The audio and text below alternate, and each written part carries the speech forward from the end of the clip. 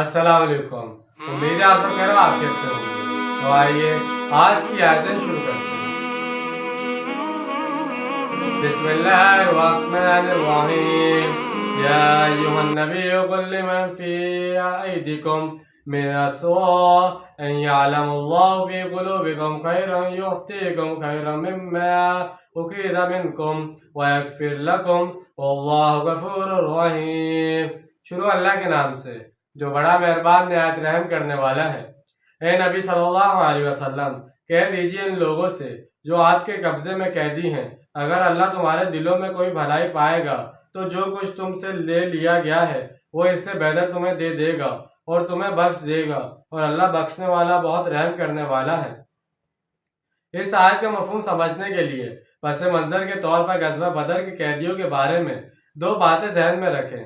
ایک تو ان قیدیوں میں سے بہت سے وہ لوگ بھی شامل تھے جو اپنی مرضی سے جنگ لڑنے نہیں آئے تھے، وہ اپنے سرداروں کے دباؤ یا بعض دوسری مصلحتوں کے تحت جنگ میں شریک ہوئے تھے۔ دوسری ایک اہم بات ان کے بارے میں یہ تھی کہ ان میں سے بہت سے لوگ بعض مسلمانوں کے بہت قریبی رشتہ دار تھے۔ خود نبی اکرم صلی اللہ علیہ وسلم کے حقیقی چچا حضرت عباس رضی اللہ عنہ بن عبد المطلب بھی ان قیدیوں میں شامل تھے۔ ان کے بارے میں گمان غالب یہی ہے کہ وہ ایمان تو لا چکے تھے مگر اس وقت تک انہوں نے اپنے ایمان کا اعلان نہیں کیا تھا۔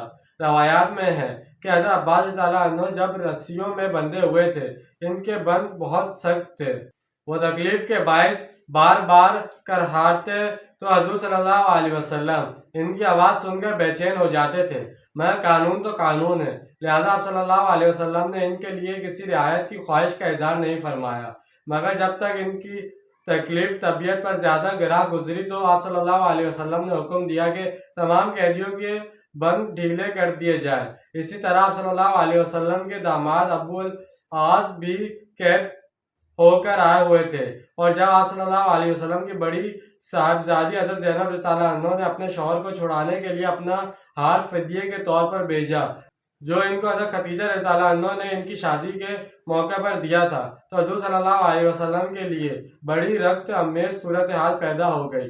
آپ صلی اللہ علیہ وسلم نے جب وہ ہار دیکھا تو آپ صلی اللہ علیہ وسلم کی آنکھوں میں آنسو آ گئے۔ حضرت خدیجہ رضی اللہ عنہ کے ساتھ گزاری ہوئی ساری زندگی آپ رضی اللہ عنہ کی خدمت گزاری اور وفا شعاری کی یاد مجسم ہو کر نگاہوں کے سامنے آ گئی۔ آپ صلی اللہ علیہ وسلم نے فرمایا کہ آپ لوگ اگر اجازت دیں تو یہ ہار واپس کر دیا جائے تاکہ ماں کی نشانی بیٹی کے پاس ہی رہے۔ چنانچہ سب کی اجازت سے وہ ہار واپس بھجوا دیا گیا۔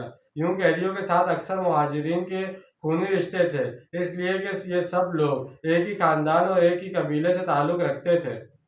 وَإِن يُرِيدُوا خِيَانَتَكَ فَقَدْ خَانَ اللَّهَ مِن قَبْلُ فَأَمْكَنَ مِنْهُمْ وَاللَّهُ عَلِيمٌ حَكِيمٌ۔ اور اگر یہ لوگ آپ صلی اللہ علیہ وسلم سے خیانت کرنا چاہیں تو اس سے پہلے یہ اللہ سے بھی خیانت کرتے رہے ہیں، تو اللہ نے ان کو پکڑوا دیا، اور اللہ جاننے والا حکمت والا ہے۔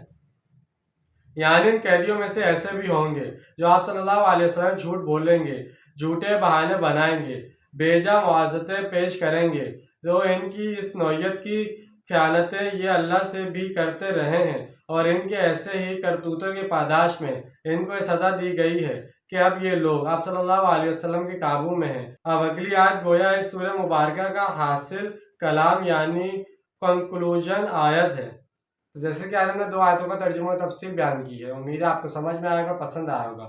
ملتے ہیں اگلی ویڈیو، اپنا ڈھیر سارا خیال رکھیے گا، جب تک کے لیے اللہ حافظ، فی امان اللہ۔